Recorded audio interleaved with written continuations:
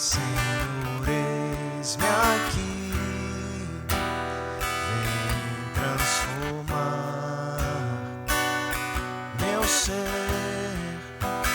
no fluir da graça que encontrei em ti.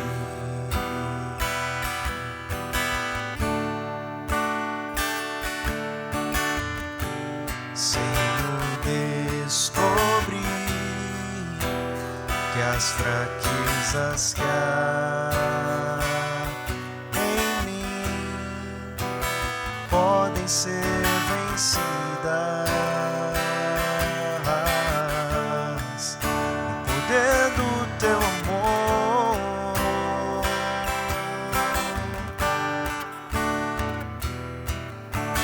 Junto a ti,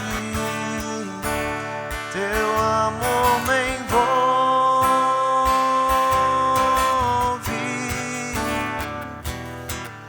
atrai-me pra o teu lado estar.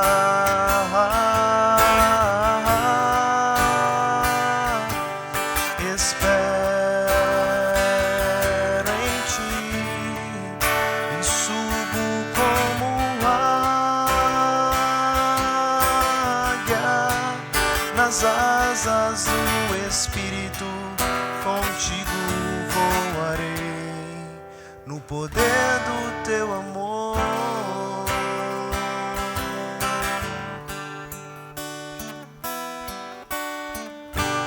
Face a face,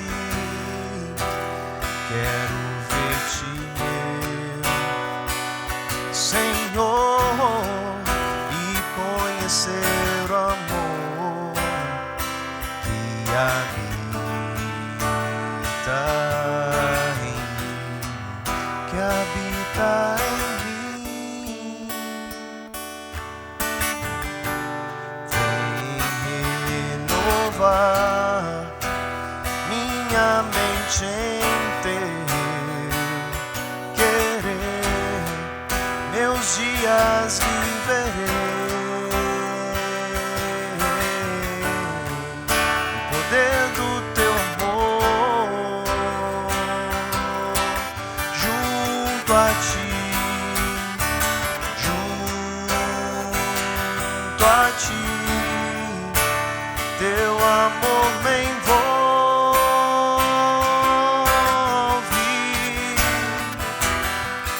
atrai-me pra o teu lado estar.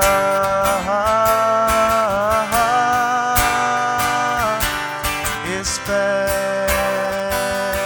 em ti, subo como águia nas asas do Espírito. Contigo voarei no poder do teu amor. Nas asas do Espírito, contigo voarei no poder do teu amor.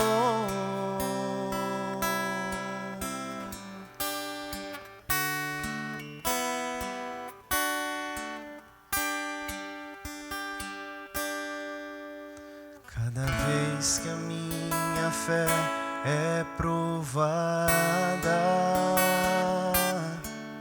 tu me dás a chance de crescer um pouco mais. As montanhas e vales, desertos e mares que atravesso me levam pra perto de ti. Minhas provações não são maiores que o meu Deus e não vão me impedir de caminhar. Se diante de mim não se abrir o mar, e Deus vai me fazer andar por sobre as águas, rompendo em fé. Minha vida se revestirá do teu poder, rompendo em fé. Com ousadia vou mover no sobrenatural. Vou lutar e vencer, vou plantar e colher. Cada dia vou viver rompendo em fé, rompendo em fé. Minha vida se revestirá do teu poder, rompendo em fé. Com ousadia vou mover no sobrenatural. Vou lutar e vencer, vou plantar e colher. A cada dia vou viver rompendo em fé. Cada dia vou viver rompendo em fé. Cada dia vou viver rompendo em fé.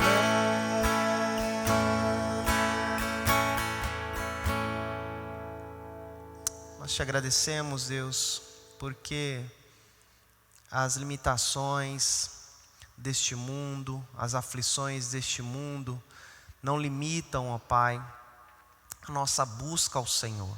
Pelo contrário, são ferramentas que o Senhor proporciona para a nossa existência, Deus, para a nossa evolução pessoal e espiritual. E nós te agradecemos, Pai, porque independente das circunstâncias, estamos mais uma vez na Tua presença, Deus, dispostos a ouvir a Tua voz, dispostos a estudar a Tua palavra e receber a orientação do Senhor para as nossas vidas. Nos dê sempre um coração de aprendiz, Deus, que a humildade seja característica marcante de nossa vida, Senhor Deus. Que nós tenhamos sempre ouvidos atentos para ouvir a Tua voz, ouvir a Tua instrução. Fale aos nossos corações essa noite, Deus, em nome de Jesus. Amém. Louvado seja o nome do Senhor. O Senhor que nos faz mover, né, a nossa vida através da fé perseverante em Jesus Cristo. E é em nome de Jesus, é na consciência da misericórdia de Deus sobre nossas vidas que eu desejo a você, meu irmão e minha irmã, uma ótima noite. Desejo que Deus continue a falar ao seu coração. Desde o primeiro cântico, Deus nos fala verdades bíblicas, a verdade de um Deus onipotente, que tem todo o poder, mas também que tem toda a misericórdia. A misericórdia que mesmo morando nos altos céus, Ele se inclina para ouvir as nossas vozes.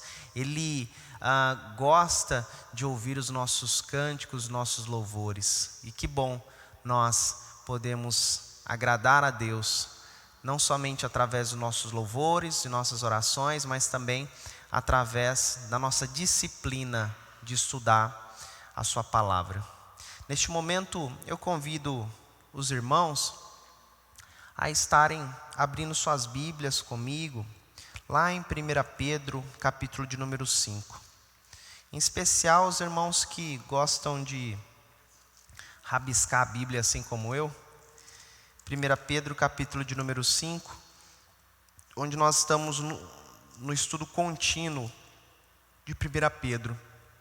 Estamos no capítulo final da primeira carta. E semana que vem, se Deus quiser, nós já iniciaremos a segunda carta de Pedro. 1 Pedro, capítulo de número 5, a partir do versículo 5. 1 Pedro 5, a partir do versículo 5. Vários conselhos, votos, saudações finais e bênção. Diz a palavra do Senhor. Rogo igualmente aos jovens, sede submissos aos que são mais velhos. Outros sim, no trato de uns com os outros, cingivos todos de humildade, porque Deus resiste aos soberbos, contudo, aos humildes concede a sua graça. Humilhai-vos, portanto, sob a poderosa mão de Deus, para que Ele, em tempo oportuno, vos exalte, lançando sobre Ele toda a vossa ansiedade, porque Ele tem cuidado de vós. Sede sóbrios e vigilantes. O diabo, vosso adversário, anda em derredor, como leão que ruge, procurando alguém para devorar. Resiste-lhe firmes na fé, certos de que sofrimentos iguais aos vossos estão se cumprindo na vossa irmandade espalhada pelo mundo. Ora, o Deus de toda graça, que em Cristo vos chamou à sua eterna glória, depois de terdes sofrido por um pouco, Ele mesmo vos há de aperfeiçoar, firmar, fortificar e fundamentar. A Ele seja o domínio, pelos séculos dos séculos. Amém. Por meio de Silvano, que para vós outros é fiel irmão, como também o considero, vos escrevo resumidamente, exortando e testificando de novo que esta é a genuína graça de Deus, nela estai firmes. Aquela que se encontra em Babilônia, também eleita, vos saúda, como igualmente meu filho Marcos. Saudai-vos uns aos outros com ósculo de amor. Paz a todos vós que vos achais em Cristo. Amém. Até aí. Pedro, então, ele inicia esse capítulo 5, como nós vimos semana passada, falando a respeito dos deveres do ministério, falando a respeito dos presbíteros ou líderes experientes da igreja. A partir de agora, ele continua trazendo esses conselhos, mas aqui em primeira instância ele fala com os jovens, né? No versículo de número 5, quando ele diz: rogo-vos igualmente aos jovens. Aqui, essa juventude, ela pode ser interpretada tanto com questões de idade, ou também com questão de fé. Então, aqueles novos na fé, os novos convertidos. Então, a eles, Pedro, ele traz essa palavra em especial. Ele diz: jovens ou novos na fé, sedes submissos aos mais velhos, né? Ele vai dizer: rogo-vos, irmãos, aos jovens, sede submissos aos que são mais velhos. E esses mais velhos são aqueles que ele falou no início do capítulo 5, ou os presbíteros, os mais experientes. Então aqui não é somente em termos de juventude ou velhice com relação de idade, mas a juventude também no âmbito espiritual, os novos convertidos, e os velhos no sentido de serem mais experientes, de estarem já numa vivência do evangelho muito maior do que aqueles que estavam iniciando a trajetória cristã. Então, ele destaca: rogo-vos igualmente aos jovens, sede submissos aos que são mais velhos. E ele nos traz esse desafio de nossos dias, de nós rompermos esse abismo de gerações. Hoje, com o advento da internet, da tecnologia, nós temos cada vez mais deixado os nossos velhinhos de lado. Nós temos deixado a sabedoria, a experiência destes que nos criaram para poder ver a internet. Uma coisa bem clara de nós podermos identificar, um exemplo claro, para identificarmos esse abismo de geração que a tecnologia tem influenciado, quando minha esposa Luana, ela teve o meu filho Bento. Logo nos primeiros dias, né, de nascimento, as mães, né, as avós, elas falavam coisas que tinham feito quando na criação, né, dos filhos, e a mãe da Luana falando a respeito dela e minha mãe falando a meu respeito, que quando nós éramos menores, elas tinham tomado tais iniciativas que ajudaram, né? Como cicatrizar lá o umbigo, como dar banho, várias coisas. E ali naquela situação, elas ficaram bravas porque muito do que nós acabamos aplicando ali no desenvolvimento do Bento foi por conta do conhecimento tecnológico. Então, a mãe da Luana falava com ela, aí ela logo saía, ia no celular, no computador, pesquisar para ver o que a tecnologia falava. Então, se nós tivermos uma consciência de acessar esse conhecimento, essa experiência dos mais velhos e entender que a tecnologia, de certa forma, vai cooperar, mas ela não vai de maneira nenhuma e nem pode substituir a experiência e o conhecimento dos mais velhos. Se nós não tivermos essa consciência, o que vai acontecer é de fato o abandono dessa experiência.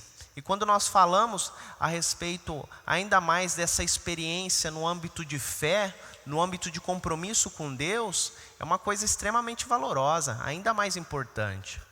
Então, como é maravilhoso um jovem casal poder caminhar com um casal da igreja mais experiente, mais velho, poder aprender os detalhes do casamento, como lidar, mulher com seu marido, marido com sua esposa e assim, de uma forma abençoar a sua casa. Então, a experiência dos mais velhos.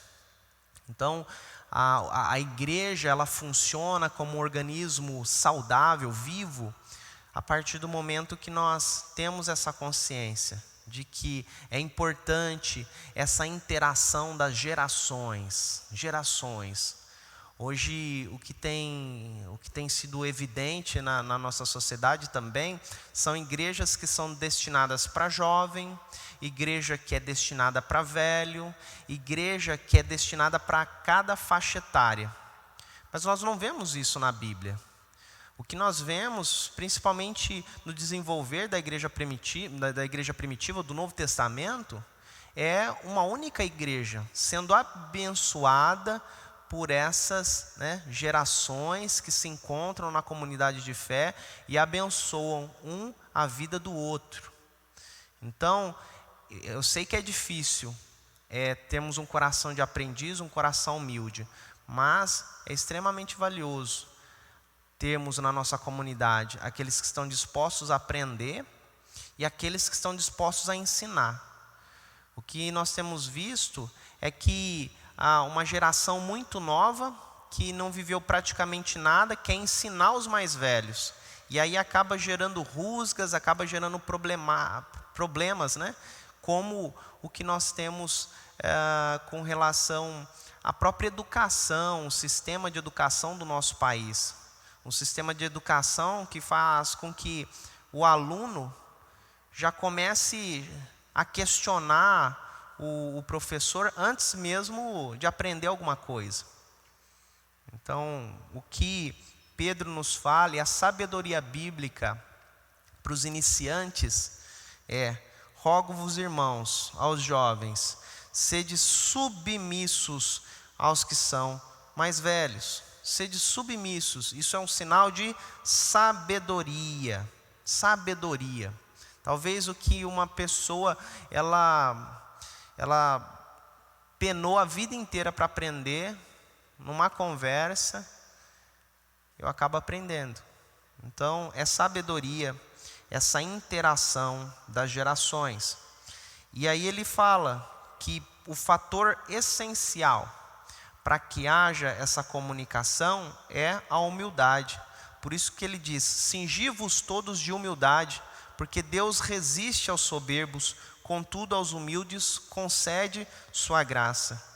Pedro, conhecedor do Antigo Testamento, ele vai aqui de certa forma trazer uma versão grega, uma versão do Novo Testamento, para o texto de Provérbios capítulo 3, versículo 34, quando ele diz: certamente ele escarnece dos escarnecedores, mas dá graça aos humildes. Então Deus escarnece dos escarnecedores, Ele ri daqueles que são arrogantes, mas por outro lado, Ele abençoa, Ele tem misericórdia para com aqueles que são humildes.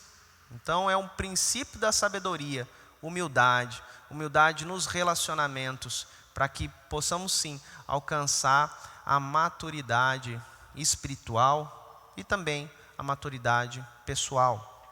1 Pedro capítulo de número 5, versículo 5 nos fala dessa realidade. Agora para o versículo 6, ele continua enfatizando a humildade. E ele diz: humilhai-vos, portanto, sob a poderosa mão de Deus, para que Ele em tempo oportuno vos exalte.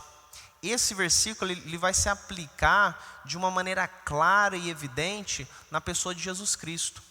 Então Jesus Cristo, ele não buscou a glória humana. Jesus Cristo, enquanto era incitado pelos seus discípulos a levantar, uma revolta contra o Império Romano, a procurar muitas vezes até com o uso de armas, tentar estabelecer um reino terreno, Jesus Cristo, ele escolheu a via dolorosa. Jesus Cristo escolheu a humildade, não a glória dos fariseus, dos escribas, mas a humildade do servo de Deus. O Jesus Cristo que foi humilde em todas as coisas, até mesmo em sua entrada em Jerusalém, as entradas glamurosas, dos imperadores romanos não se compararam à entrada humilde, à entrada de servo de Jesus Cristo. Em vez de ser num cavalo maravilhoso, foi num jumentinho, e teve todo aquele aparato humilde. E todo o ministério de Jesus, ele é enfatizado nesse estado de humilhação diante do Senhor, de reconhecimento do outro como mais importante, a ponto dele lavar os pés dos seus discípulos, a ponto dele tocar o leproso, a ponto dele ressuscitar aquele que estava morto. Todas essas atitudes de Jesus Cristo em prol daqueles que se encontravam sendo uma escória da sociedade, excluídos da sociedade. Então Jesus Cristo, desde o início do seu ministério público até o final, até a sua morte, nós identificamos essa humildade. E ali, no ministério de Jesus, Deus Pai o glorifica, ressuscitando a Jesus Cristo. Então esse versículo ele se aplica evidentemente em Jesus. Humilhai-vos, portanto, sob a poderosa mão de Deus, para que Ele em tempo oportuno vos exalte. Em tempo oportuno. Então a humildade é demonstrada no relacionamento com os outros e com Deus. Então Jesus Cristo não tem simplesmente uma humildade diante dos homens, mas Jesus tem uma humildade diante do próprio Deus. Quando Jesus ele se submete à vontade de Deus, dizendo: Senhor, eu gostaria que tais coisas não acontecessem, mas que não seja feita a minha vontade, que seja a tua vontade seja feita. Então, no tempo de Pedro em especial, os santos, eles se encontravam ali, a igreja se encontrava em períodos de aflição. E muitos estavam questionando naquele período se de fato foi uma boa ideia se converter ao cristianismo. E o que Pedro traz aqui à consciência é que vale a pena sim, vale a pena perseverar. Porque a infinita misericórdia de Deus vai trazer em tempo oportuno livramento e até mesmo exaltação. Então, as dificuldades do tempo presente não se comparam à glória que há de vir. Então, esse ensinamento, ele vai perpassando por cada contexto bíblico, nos mostrando que vale a pena sim nós sofrermos ou termos dificuldades em nome do Evangelho nessa terra, na consciência de que está nas mãos do Senhor, tanto humilhar como exaltar. E segundo a consciência aqui de Pedro, o Senhor ele vai humilhar os arrogantes, mas vai exaltar os humildes. Versículo de número 7, 1 Pedro 5,7. Lançando sobre ele toda a vossa ansiedade, porque ele tem cuidado de vós. Em nossas orações, nós cumprimos essa exortação de Pedro. Nós lançamos a nossa ansiedade aos pés do Senhor. Então Pedro ele vai fazer uma outra citação aqui, ou uma versão grega do Antigo Testamento, se referindo ao Salmo de número 55, versículo 22. Salmo 55, versículo 22. Confia os teus cuidados ao Senhor, e Ele te sustentará. Jamais permitirá que o justo seja abalado. Então, a nossa confiança precisa estar no Senhor, e Ele irá nos sustentar. Que nós possamos entregar todos os nossos dias ao cuidado do Senhor, as nossas ansiedades. E quando Ele fala desse cuidado ansioso que nós colocamos diante do Senhor, o Senhor nos devolve um cuidado afetuoso. O cuidado afetuoso do Senhor. O que seria isso? O Senhor traz ao nosso coração a paz, a satisfação.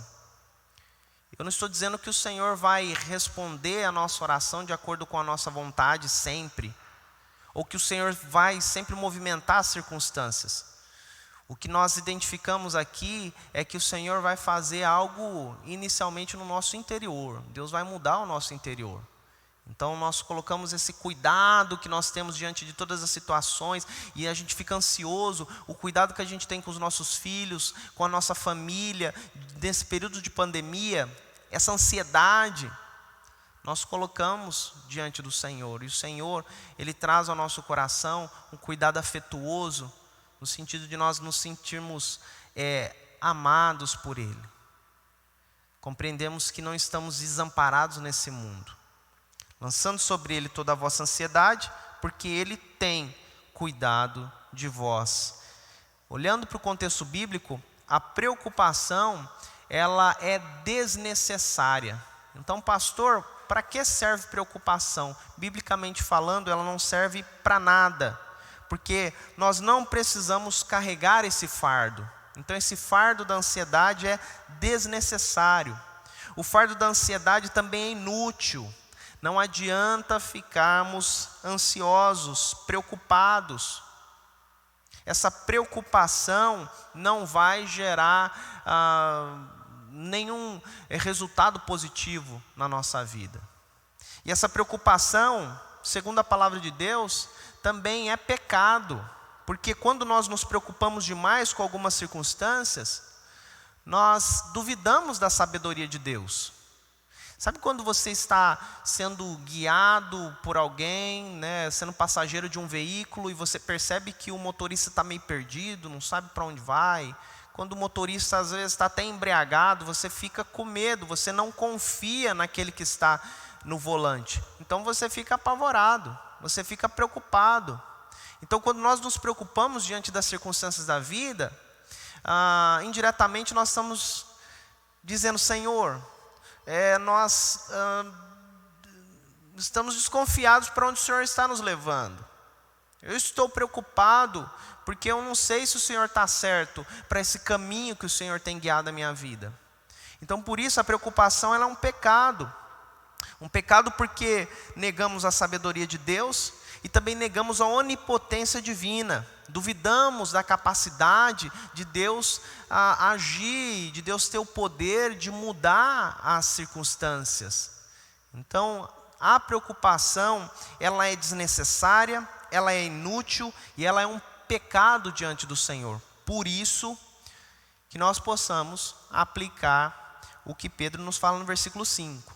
Lançar sobre o Senhor toda a nossa ansiedade, porque Ele tem cuidado de nós. Há pessoas que conversam com a gente e aí a gente começa a falar os nossos problemas. A pessoa: eu não quero nem ouvir porque eu também estou cheio de problema. Eu não estou conseguindo nem resolver os meus problemas, quanto mais os seus. Com Deus é diferente. O Senhor, Ele resolve todas as nossas aflições, todas as nossas ansiedades, porque Ele é onipotente, porque Ele é sábio. 1 Pedro 5, versículo 8, ele continua nessas exortações: sede sóbrios e vigilantes, sede sóbrio e vigilantes. O diabo, vosso adversário, anda em derredor, como leão que ruge, procurando alguém para devorar. 1 Pedro 5, 8. Ele destaca que o diabo, ele está ao derredor como um leão. O texto bíblico não nos diz que ele é um leão, que ele não tem a força de um leão, ele não tem a potência do leão da tribo de Judá, mas ele parece um leão, né? Eu lembro de uma pegadinha que o Silvio Santos fez certa vez na praia. Aí colocou uma pessoa disfarçada de tubarão. Então só via a barbatana do tubarão de longe. Aí tinha um dos atores dele que gritava: olha o tubarão! Aí todo mundo saia correndo, apavorado. Tinha gente que quase se machucou ali, pulando na areia igual um louco. Por quê? Porque eles olharam e viu algo que parecia um tubarão. E isso já causou pânico, já causou pavor. Então o que Pedro diz é que o diabo está ao derredor e ele vai tentar nos assustar. Ele vai tentar nos assustar e ele vai tentar, com as suas armadilhas, fazer com que a gente caia nessas tentações. Então nós precisamos, né, estar atentos, vigilantes. Então, ao mesmo tempo que não devemos nos preocupar, precisamos ser sóbrios e vigilantes, pois temos esse adversário que é o diabo ao derredor. Então, ser sóbrio significa tratar as questões da vida de uma forma séria e realista. Então, eu não posso negligenciar a realidade da vida espiritual. Eu não posso simplesmente fazer vistas grossas para a realidade.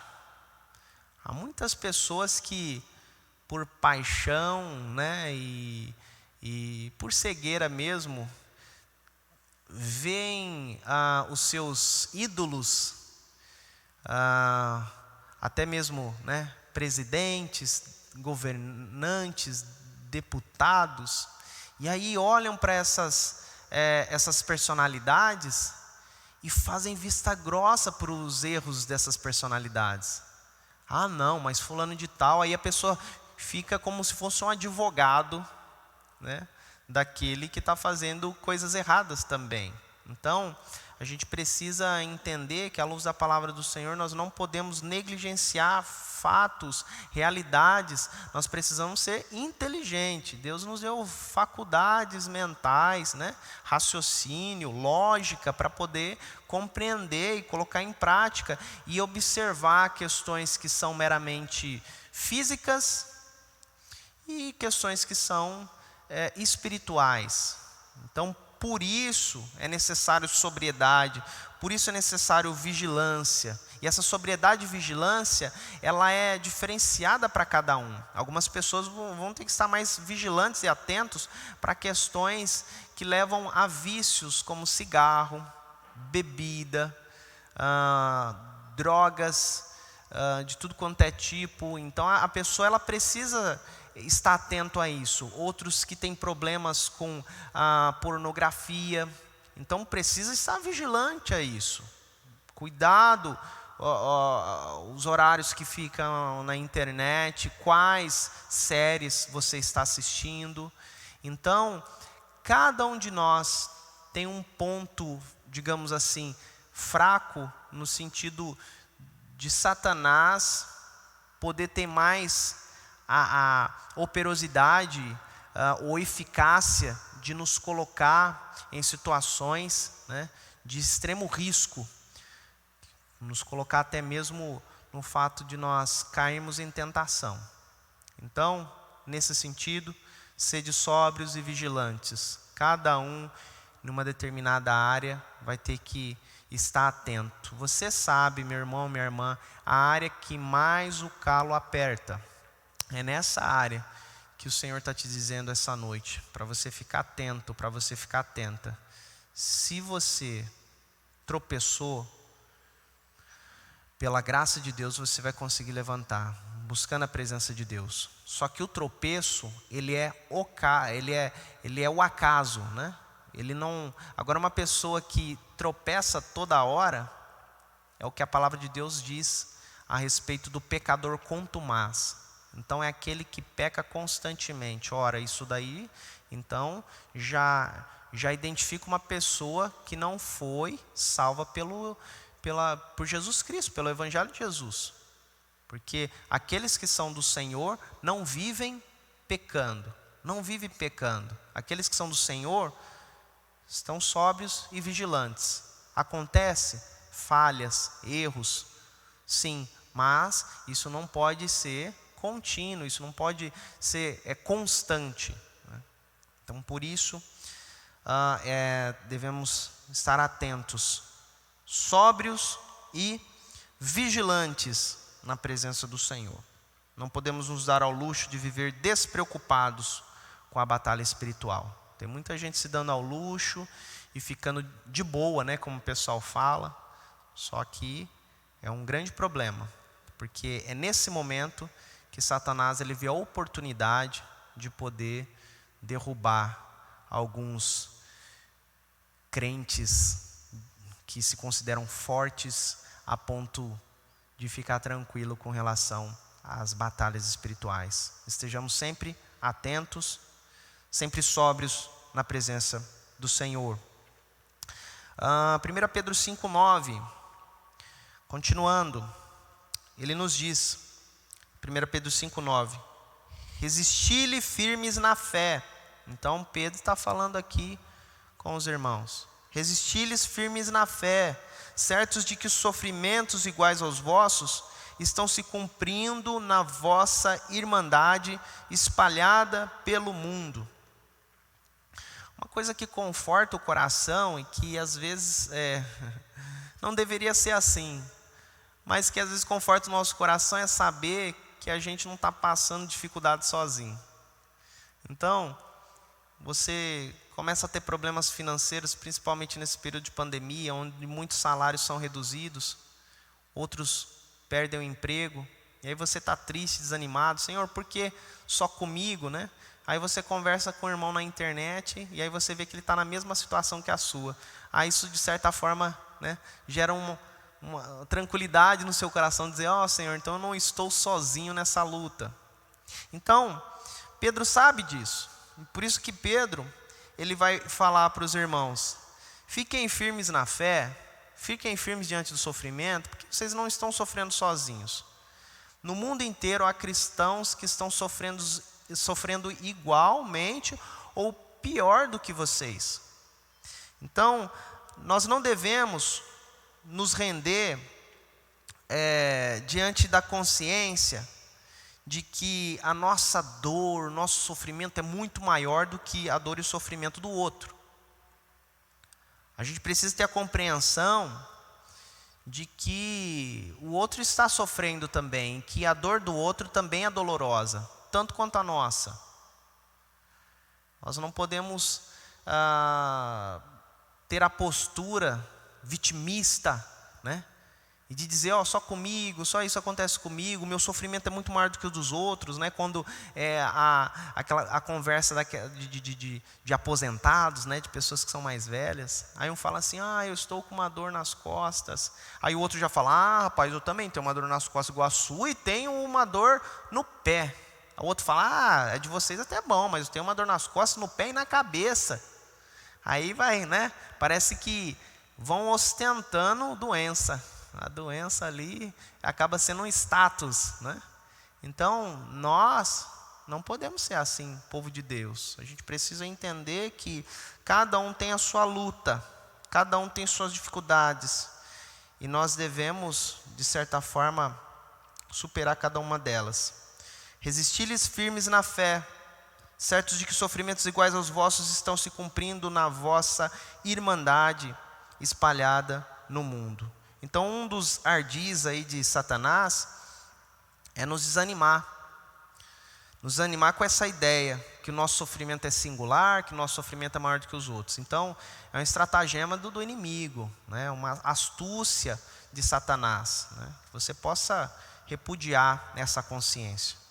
E lembrar que nós, como povo de Deus, somos uma irmandade espalhada pelo mundo, de tantos crentes que se encontram sofrendo também. Quantos crentes se encontram nesse exato momento, lá na China, um país ditatorial,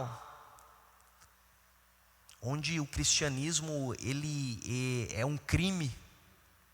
Quantas igrejas estão se reunindo nesse momento, né, em igrejas subterrâneas? Fala-se hoje que as igrejas subterrâneas na China, né, tem um número maior de cristãos do que os cristãos nos Estados Unidos, as igrejas cristãs nos Estados Unidos.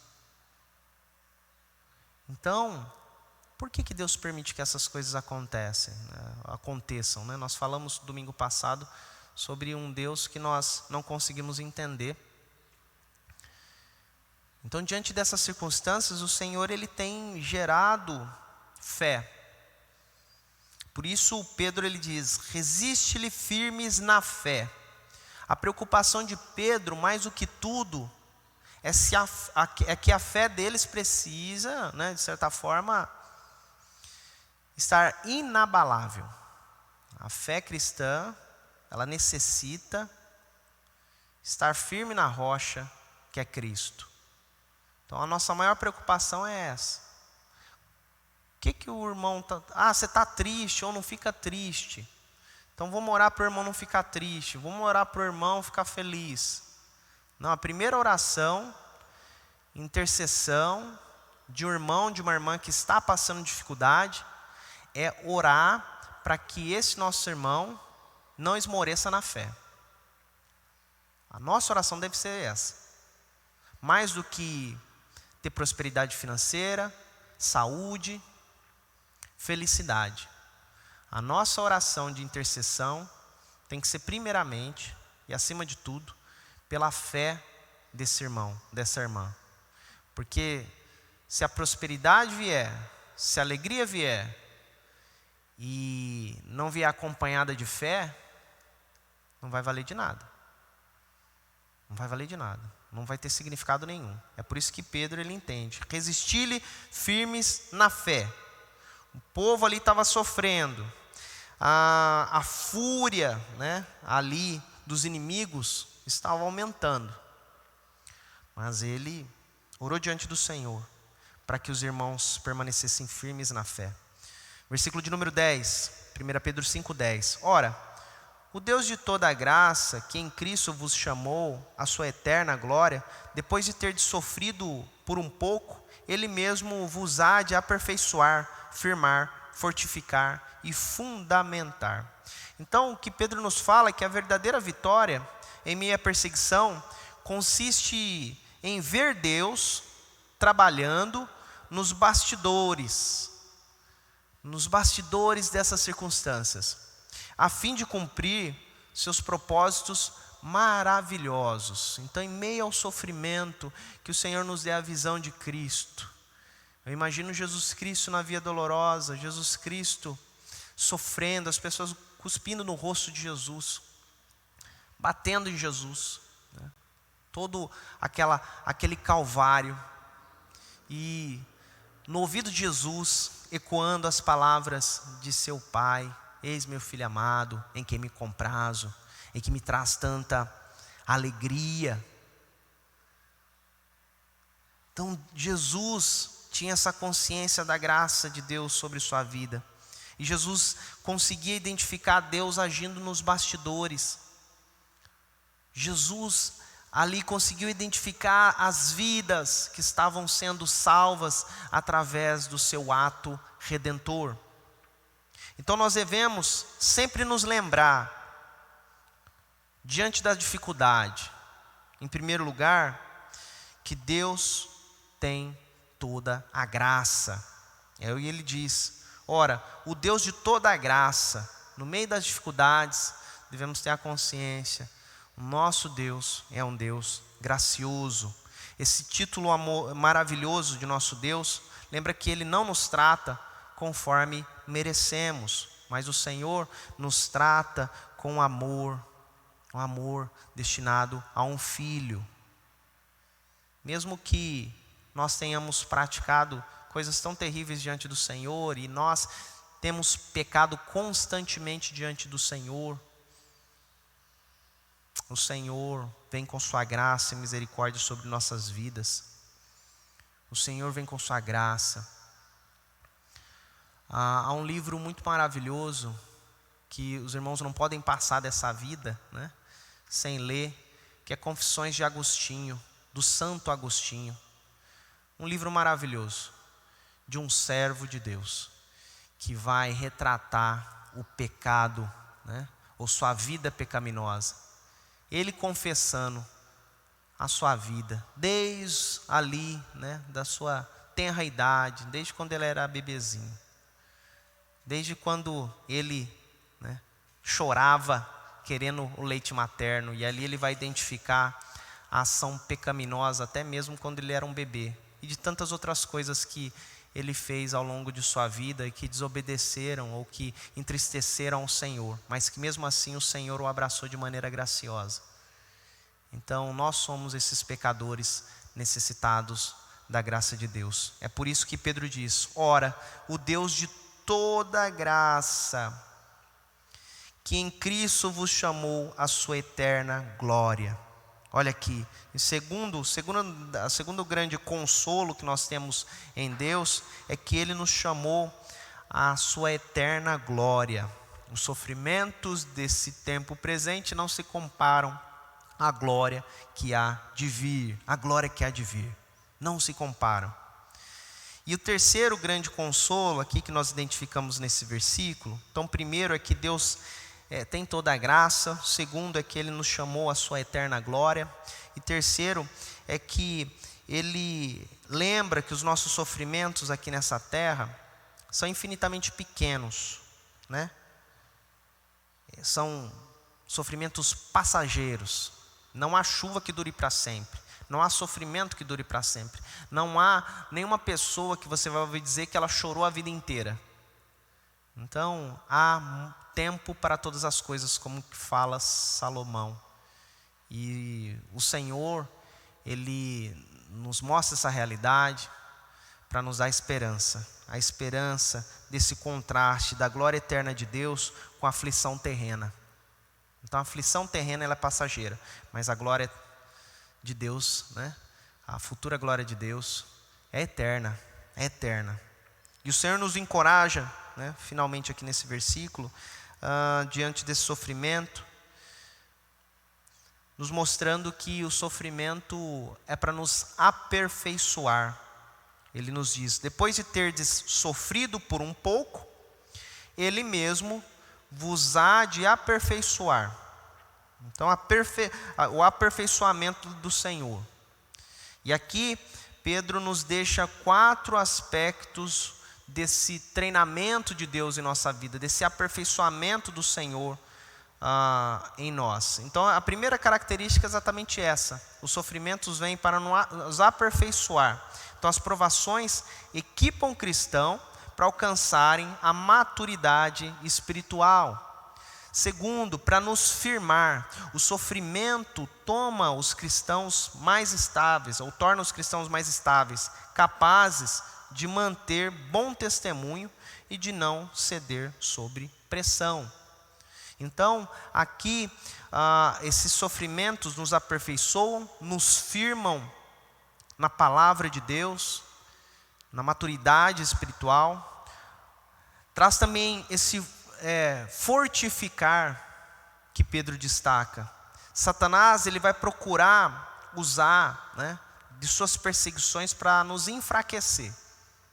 Então, de certa forma, o Senhor permite sofrimentos e nos dá esse aperfeiçoamento, nos firma para que estejamos mais fortes diante dos ataques de Satanás. Então nós percebemos isso. Quem você era há 5 anos atrás, há 2, 3 anos atrás. Se você continuou firme em Deus, em oração, hoje você está muito mais forte. Hoje não é qualquer coisa que vai te abalar. Então Pedro identifica isso. Aperfeiçoamento. O Senhor nos deixa firmes, fortificados e fundamentados. Quarto aspecto aqui desse treinamento de Deus em nossas vidas. Deus deseja que todos os cristãos estejam firmemente alicerçados em seu Filho e em sua palavra. Então, fundamentar a nossa existência. A nossa existência precisa estar fundamentada no Senhor, na palavra de Deus. Porque aí pode vir o vento que for. É como, a história. A nossa casa não é construída na areia, mas é construída na rocha. E essa rocha é Jesus. O versículo 11, terminando, ele diz: a ele seja o domínio pelo século dos séculos, amém. Diante de tanta majestade, Pedro, ele não se contém, ele expressa, essa doxologia, ou essa expressão, dizer: digno Senhor, é o Senhor que domina sobre todos os séculos, amém. Versículo de número 12: por meio de Silvano, que para vós outros é fiel irmão, como também o considero, vos escrevo resumidamente, exortando e testificando de novo, que esta é a genuína graça de Deus, nela estai firmes. Aqui Silvano, ou o que seria a abreviação desse nome, Silas, era a quem Pedro falava, e Silas aqui ele escrevia, Então provavelmente foi ele que entregou essa carta às igrejas, Eles identificam também como cartas circulares, Então entregava-se a uma igreja e essa igreja ia compartilhando com outras igrejas esse conhecimento. Então ele fala de Silvano aqui. E o objetivo de Pedro então era fortalecer a fé dos que estavam sofrendo essa pressão da perseguição. E o 1 Pedro 5,13, terminamos com esse versículo: aquela que se encontra em Babilônia, também eleita, vos saúda, como igualmente meu filho Marcos. Então até o versículo 12 ele falou a respeito do conteúdo da mensagem, do objetivo. E o versículo 13 acaba se tornando um versículo cheio de incógnitas, ou cheio de perguntas, porque não se sabe ao certo quando ele se refere àquela que se encontra em Babilônia. Quem é essa aquela? Será que ele está falando da igreja, da irmandade? Será que Pedro está falando de sua esposa? Ou seria uma senhora proeminente na região? Então aqui são algumas conjecturas, alguns pensamentos aqui, que poderia ser aquela que se encontra em Babilônia. Então tão pouco também não há um consenso a respeito de quem é essa Babilônia, Então será que essa Babilônia é a famosa cidade do Rio Eufrates, que vivia ali muitos judeus? Ou seria um posto militar de nome, desse mesmo nome, Babilônia?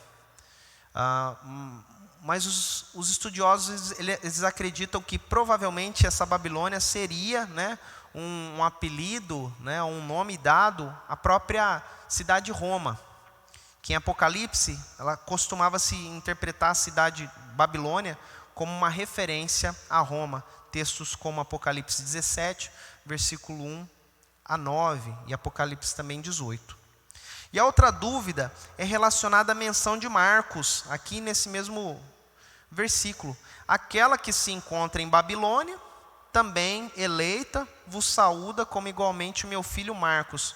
Então esse filho seria um filho biológico de Pedro, ou seria João Marcos? A maioria dos estudiosos dizem que é o João Marcos, aquele que escreveu o Evangelho em seu próprio nome.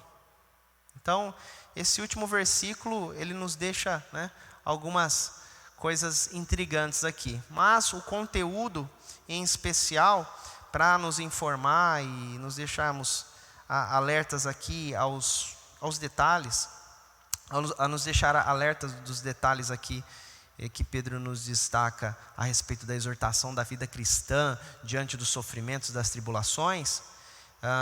Nós identificamos aqui do versículo 5 ao versículo de número 12, né, que nos fala desse compromisso, dessa responsabilidade de sermos crentes firmados no Senhor, em sua palavra, identificando as aflições da vida como situações que irão nos aperfeiçoar, entendendo que esse tempo presente, esses sofrimentos dessa terra não se comparam com a glória que há de vir. Digo para você, meu irmão, minha irmã, mantenha-se firme na fé em Jesus Cristo. Entenda que ser cristão foi a melhor escolha que você poderia ter feito, e que essa escolha, ela só foi possível graças à iluminação do Espírito Santo de Deus em seu coração. E eu louvo a Deus por sua vida, e eu quero orar para que o Senhor fortaleça a sua fé em meio às circunstâncias. Mais do que felicidade e prosperidade, o Senhor, Ele deseja que você tenha essa fé aperfeiçoada, fortalecida e fundamentada em Cristo Jesus. Oremos. Pai, obrigado, Senhor Deus, por esse momento, obrigado por esse estudo. Abençoe as nossas vidas, Deus. Nos ajude a aprender cada vez mais do Senhor e a termos um coração de aprendiz cada vez mais, Deus, sedento pela Tua palavra.